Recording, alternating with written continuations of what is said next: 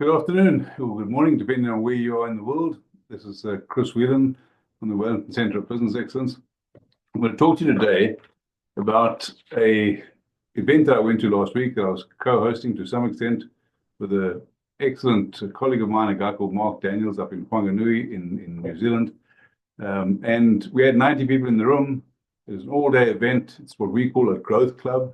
And the growth clubs are all about making sure that you're planning and planning properly for the next 90 days. So we do them a couple of times or 4 times a year, as it turns out, 4 90-day cycles in the year. And Mark did a huge amount of work, set the thing up absolutely fantastically. He and his team did fantastically. It was a great opportunity to be there, great opportunity to engage. I took a couple of clients with me from Wellington.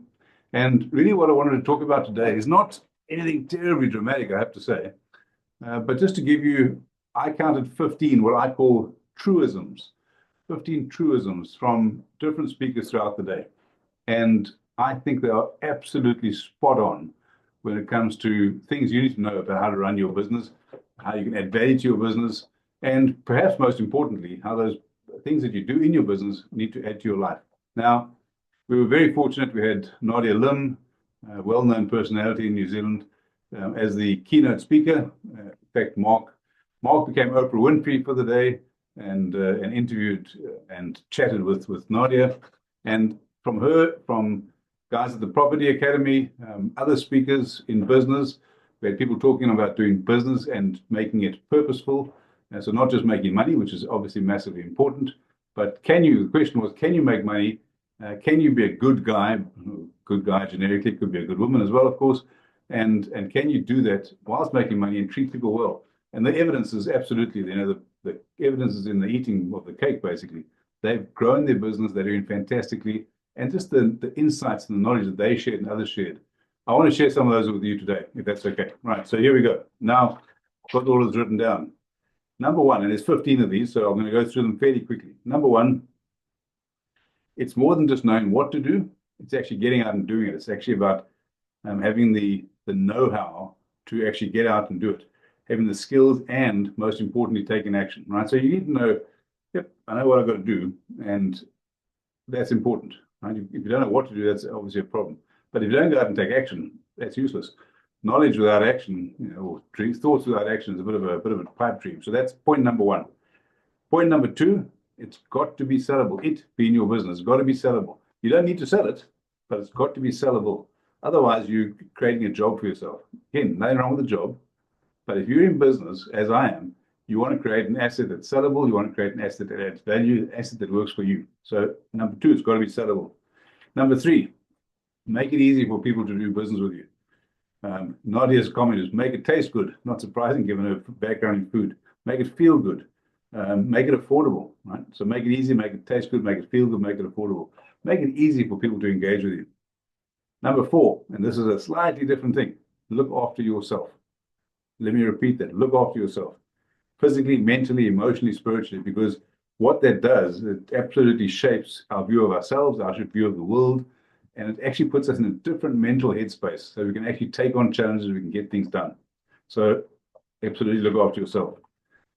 Another thing that came up during the day, and this again from Nadia, take 90-day breaks. Her and her husband every year, they take 90-day breaks. We're not talking about going away for ages and ages. We're talking about 2 or 3 days.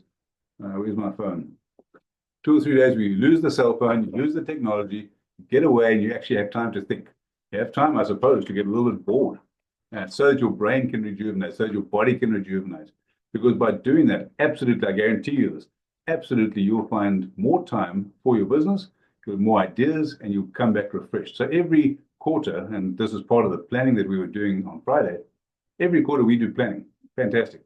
But here's the next thing. Every quarter, take a 90-day mini break. Get away for a couple of days, you and your partner. Go hiking, go camping. Doesn't have to be expensive, right? Get up into the valleys, get up into the hills, get out there, get away from technology. So that's absolutely essential. Then, in the same way as I said, it's got to be sellable. Question becomes, and this is number 6, what's your exit? What is your exit plan? And if you start with that, start with the proverbial end in mind.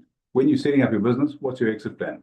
Again, you don't have to sell it, but it's got to be able to work without you. So that is the key when you're talking about exit. business is a successful business is one that's commercial, it's profitable, and it can work without you. So what's your exit plan? If you want to know more about that, let's have a chat because, and of course it goes to all of these things, but let's have a chat because setting the business up so that it can work without you is vital. If business is creating more busyness rather than more life, you're probably doing something wrong, and it would be helpful to get that sorted out. Whether it be more time with your family, whether it be more time to go fishing, whatever it is that does it for you, that rejuvenates you, whether it be more time to be involved in your community or your local organization or your sports team. I was reading something earlier today. A business guy really enjoys getting involved in rugby league, coaching the juniors, playing himself. And that's great because his business is set up to help him to do it. So make sure you get that right. And number 7, absolutely directly related to that, the biggest success in business. What do you think it is? Sure, when someone might say money, and money is important because if you don't make profit, you won't be in business. But the biggest the biggest success in business coming out of Friday's session, and it's not just from me, it's from, we had 90 business owners in the room, is time. Getting more time back. You can make more money, but you don't sure can't make more time. So the biggest success is time. And then number 8, someone asked one of the speakers, what should they do to become more successful? That's quite a profound question. The response was, go and do a public speaking course. And the reason for that, whether you're in public sector, whether you're in not-for-profit, whether you're in private sector, the comment that has been made is that in order to engage with people, in order to communicate with your team, with your staff, with your family, with your stakeholders outside, you need to be able to communicate well. So go and do a public speaking course. How's that for food for thought? Number 9, very, very, very important. Never forget your roots. Never forget where you come from. Birth is a vagary. Wherever you were born, you couldn't have controlled that. But never forget your roots. Never forget the people that have poured hours and hours and hours, probably weeks and months and years into your life. And honor them, honor the roots that you come from, because that whakapapa, that heritage is massively important, and it informs all of us to a greater or lesser extent. So my encouragement to you, never forget your roots. Number 10, see it, do it, right? What do I mean by that? See it, do it. You see an opportunity, take it. Don't hesitate, because, certainly think about it, right? Certainly take counsel, because wise counsel is absolutely, by definition, it's wise. But if you see an opportunity, you've taken counsel, you've considered it, you've done your due diligence, grab it. You don't want to get to the end of the day and think, wow, if only I'd done that, right? So see it, take it, with wise counsel and with good due diligence, obviously, as well. Number 11, give back, right? Sorry that I'm reading this, but I want to make sure I get it all right. Give back, be generous. There's nothing better than someone who's in business, not just for themselves, but for more than themselves. I was talking to a business person this morning. He runs a very successful construction business.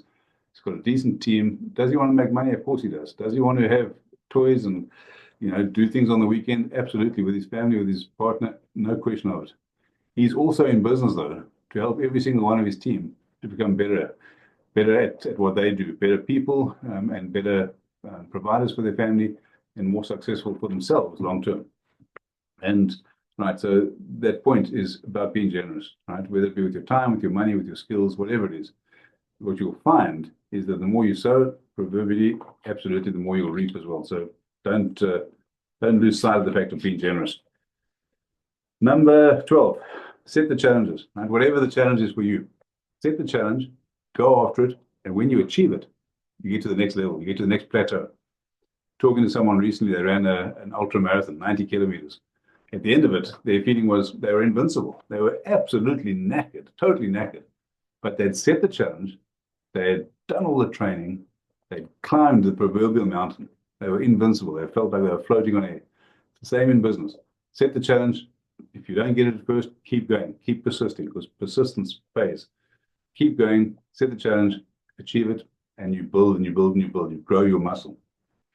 Number 13, when you're trying to do that, when you're trying to grow your muscle, when you're trying to achieve things, surround yourself with champions. Surround yourself with people that are positive, people that want you to grow, people that actually have your success at heart. Whether it be someone like myself or someone else, a coach who actually wants to make sure that you're successful. There's an absolute rule, and you'll see it if you go and do the research. that we tend to gravitate to between 5 and 10%, either above or below the people we hang out with. So if your environment sucks, to use a technical term, chances are you're going to battle. If you surround yourself with people that pull you back and hold you back, chances are you're going to battle. Now, I'm not saying go and jump ship straight away. What I am saying is when you can, surround yourself with positive people that want to grow, people that themselves are growing. You'll learn from them, they'll learn from you. And together, the rising tide literally lifts all the ships. So surround yourself with positive people. I've already said number 14, prioritize yourself. But what I mean by that is also prioritize your own well-being. Invest time and get outside, get out into the bush, get away from cell phones, right? Cell phones are designed to be addictive. The apps on them are designed to be addictive. Not a good thing. Get outside, look after your well-being, go for a walk. Make sure that you can, if you can, go for a walk every day. And if you're not doing, Usain Bolt and setting world records, that's absolutely fine. The fact is you're investing in yourself. Then number 15, and there's no order of this, but one of the biggest risks, and this came through again on Friday, one of the biggest risks in business is average staff. Now, I say that, I know that some people say it's all about the people, and maybe it is, but it's all about good people if you want to be successful. What I've seen work, and work very, very well, is that when team members realize they've got to earn their place on the team, that's when things change. If staff are average, they just come to work, they're not particularly motivated, they're not aligned with your vision, your mission, your culture, they're kind of off on a tangent, they're doing their own thing, it's going to be very hard. It's like pushing water up a hill, pushing a barrel up a hill. When people are good and they're motivated and they align with your vision and there's tools that we can get them there, that's when your business rocks. So look, I rambled a little bit. I'm conscious of that. I wanted to give you the 15 things coming out of Friday's Growth Club, just so that you also can get your share in the wisdom of the various speakers and the 90 odd people that we had in the room. If there's anything there that resonates with you, or if you've got other things, either pop them in the comments, or even better, jump on the link in the description, set up some time with me, and let's see what's going on in your business and see how we can get you and your business to the place that you want it to be. Have a fantastic afternoon now, fantastic day wherever you are. Cheers. Bye-bye.